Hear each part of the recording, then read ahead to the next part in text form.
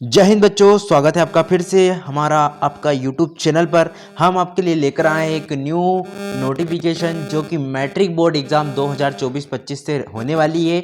जो नोटिफिकेशन आज हम जो क्वेश्चन आपको देने वाले हैं उन क्वेश्चन 100% आपको मैट्रिक बोर्ड एग्जाम में मिलने वाले हैं, इसलिए इस वीडियो को बिल्कुल भी स्किप नहीं करना है। कमजोर बच्चों के लिए ये बहुत अच्छा नोटिफिकेशन होने वाला है, बहुत अच्छी वीडियो होने वाली है। सो वीडियो को लास्ट तक वॉच करना है। चैनल पर नए हैं, चैनल को सब्सक्राइब कर लीजिए, बेल आइकन को ऑल पे सेट कर लीजिए, वीडियो को लाइक कर दीजिए ताकि इसी प्रकार की जो नोटिफिकेशन रहेगी इंपॉर्टेंट ऑब्जेक्टिव क्वेश्चन से, ऑब्जेक्टिव नोट्स से, वो आपसे मिस ना हो। चलते हैं, स्टार्ट करते हैं, चलते हैं पहले क्वेश्चन की और आपको बताते हैं कौन सा पहला क्वेश्चन होने वाला। 100% क्वेश्चन आपको मैट्रिक बोर्ड एग्जाम में मिलेंगे। ठीक है, तो आ चुके हैं हम पहले क्वेश्चन पर। पहले क्वेश्चन इस टाइप से आप देख लीजिए, हमने अलग अलग पार्ट बाई अध्याय बाई हमने डिवाइड करके लेकर है जो 100% बार बार ऐसे क्वेश्चन पूछे जाते हैं। ठीक है, वो भी खाली स्थानों से हैं, तो आपको इन क्वेश्चनों को अच्छी तरह से प्रिपेयर कर लेना। ए टू जेड हम एक एक करके आपको सभी के आंसर बताएंगे। पहला क्वेश्चन है, रेखी बहुपद ए प्लस बी का शून्यक क्या होता है। जो रेखी बहुपद होता है उसका ए प्लस बी का जो शून्यक होता है तो उसका शून्यक का आंसर आएगा माइनस बी बटा ए। ठीक है, राइट आंसर से आएगा माइनस बी बटा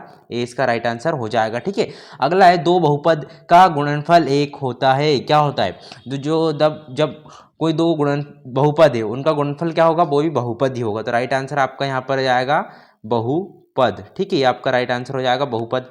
अगला क्वेश्चन इसके बाद है, बहुपद x square plus 4x plus 8 के शून्यकों का योग क्या होगा।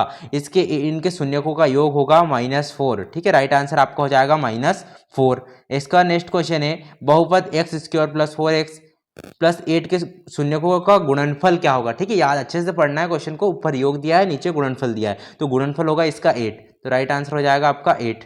ठीक है, अगला क्वेश्चन है इसमें आपका, यदि बहुपद ऑफ के माइनस 1 एक्स स्क्वायर प्लस के एक्स प्लस 1 का एक शून्यक -3 है तो के का मान आपको यहाँ पर ज्ञात करना होगा। तो जो के का मान आएगा वो आएगा 4/3, मतलब 4/3।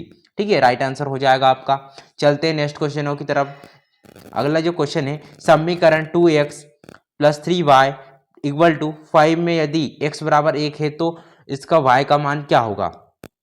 ठीक है, यहाँ पर जो x दिया है उसमें y का मान आपको निकालना है। ठीक है, समीकरण दिया हो तो इसमें x, अगर x का मान 1 है तो y का मान क्या होगा। ठीक है, तो आपको ये बताना है। तो इसमें देखते हैं हम इसका राइट आंसर क्या होने वाला है। तो राइट आंसर जो इसका होने वाला है उसका आंसर होगा 1। ये भी 1 ही आएगा क्योंकि जब x का मान 1 है तो y का मान भी 1 होगा, सॉल्व करेंगे जब।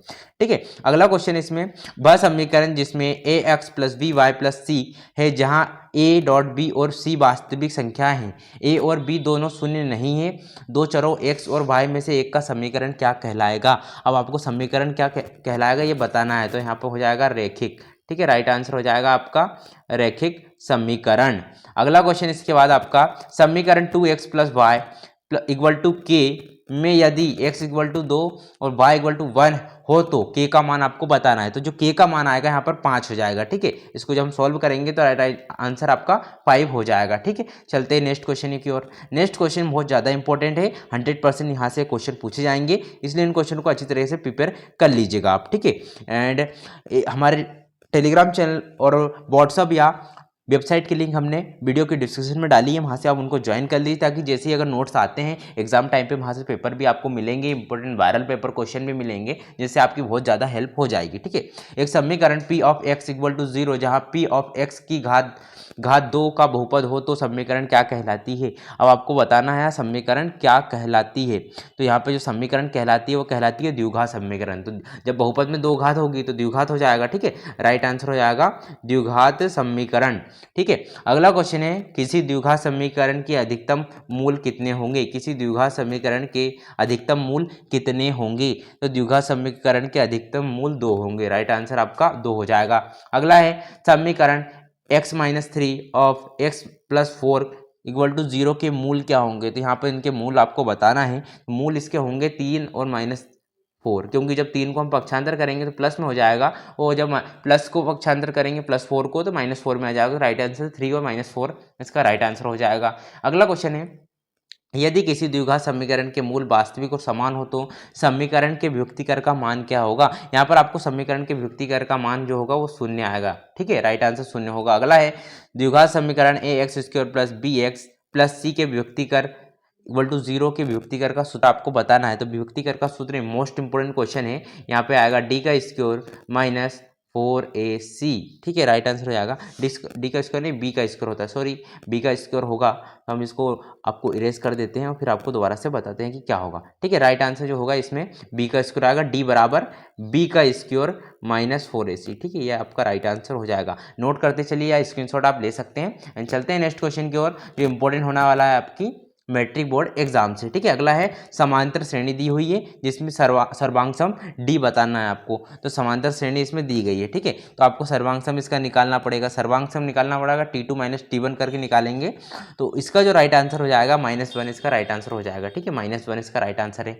सेकंड क्वेश्चन इसमें, यदि किसी समांतर श्रेणी का n बा पद 3 + 2n है तो श्रेणी का प्रथम पद क्या होगा।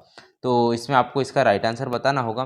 तो इसका जो आंसर है वो आपको बताना है कि अगर आपको क्वेश्चन पता है तो 100% इसको बताइए, और नहीं पता तो कमेंट करिए, ताकि हम इसका सॉल्यूशन आपको टेलीग्राम पर देंगे, क्योंकि बहुत सारे बच्चों को इन क्वेश्चनों के आंसर भी पता है। अगर आपको पता है, क्योंकि मोस्ट इंपोर्टेंट क्वेश्चन है, पहले आपको बताना है। अगर आपको नहीं पता तो कमेंट जरूर करें, ताकि हम इसका राइट आंसर आपको हम कमेंट में प्रोवाइड करा देंगे, या तो हम टेलीग्राम चैनल पर प्रोवाइड करा देंगे, ठीक है। चलते हैं नेक्स्ट क्वेश्चन की ओर। मोस्ट इंपोर्टेंट क्वेश्चन है जो 100% आपको मैट्रिक बोर्ड एग्जाम में मिलेंगे, इसलिए हम क्वेश्चन को प्रिपेयर करा रहे हैं। एंड एक वृत्त के व्यास के सिरों के निर्देशांक -3, 4 है और 3, -4 है, तब उस केंद्र के निर्देशांक होंगे। आपको यहाँ पर निर्देशांक बताने हैं, तो निर्देशांक जो होंगे यहाँ पर होंगे 0, 0, ठीक है यार, मतलब मूल बिंदु के निर्देशांक है, ठीक है। अगला है बिंदु 4, 5 का चतुर्थांश में स्थित है, मतलब कौन से चतुर्थांश में यह स्थित है। तो आएगा यह प्रथम चतुर्थांश में स्थित है, ठीक है, राइट आंसर इसका प्रथम हो जाएगा। नेक्स्ट क्वेश्चन को चलते हैं। नेक्स्ट क्वेश्चन इससे ज़्यादा इंपॉर्टेंट है, यदि किसी वृत्त की स्पर्श रेखा उसे खालिस्तान बिंदु पर प्रतिच्छेद करती है, किसी वृत्त की स्पर्श रेखा उसे कौन से बिंदु पर प्रतिच्छेद करती है, इसका आपको राइट आंसर बताना है, ठीक है। किसी वृत्त की प्रतिच्छेद रेखा उसे कौन से बिंदु पर, कितने बिंदु पर प्रतिच्छेद करती है। तो वृत्त की मतलब जो स्पर्श रेखा होती है वो एक बिंदु पर प्रतिच्छेद करती है, तो यहाँ पर एक आ जाएगा। आप हिंदी में भी लिख सकते हैं, इंग्लिश में भी लिख सकते हैं, ठीक है।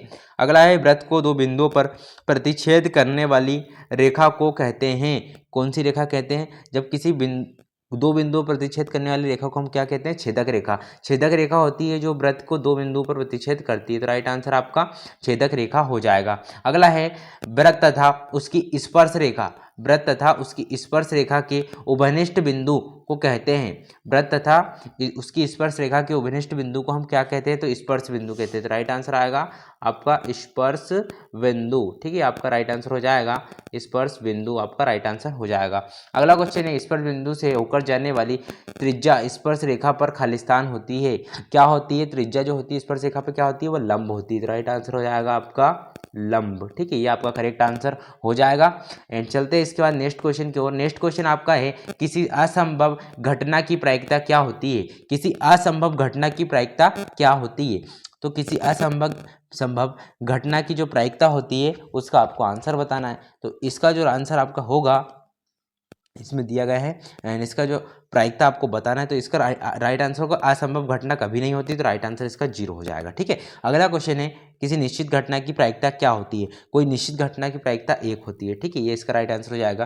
प्रायिकता का मान सदैव क्या होता है, 0 और 1। तो राइट आंसर हो जाएगा आपका 0, 1, या आप 0 और 1 लिख सकते हैं, ठीक है। ये थे क्वेश्चन इंपॉर्टेंट जो कि ऑब्जेक्टिव क्वेश्चन से रिलेटेड थे। हमने ऑलरेडी आपको सही जोड़ियों से रिलेटेड क्वेश्चन आपको प्रोवाइड कराएंगे, ऑलरेडी सही विकल्प हमने प्रोवाइड करा दिए। खालिस्तान हम इस वीडियो में कवर कर चुके हैं। अगर आपको कोई डाउट है तो आप कमेंट कर सकते हैं, हम उस सब्जेक्ट पर, उस टॉपिक पर आपको वीडियो प्रोवाइड कराएंगे। मोस्ट इंपोर्टेंट क्वेश्चन है, 100% आपको मैट्रिक बोर्ड एग्जाम, अर्धवार्षिक एग्जाम, प्री बोर्ड एग्जाम में क्वेश्चन मिलेंगे। हर एग्जाम में यहीं से क्वेश्चन आते हैं, तो इन क्वेश्चन को अच्छी तरह से प्रिपेयर कर लीजिएगा। चैनल पे नए हो तो चैनल को सब्सक्राइब कर लीजिए, वीडियो को लाइक कर दीजिए, ताकि इसी प्रकार का नोटिफिकेशन आपको मिलता रहे। तब तक के लिए जय हिंद, जय भारत, वंदे मातरम।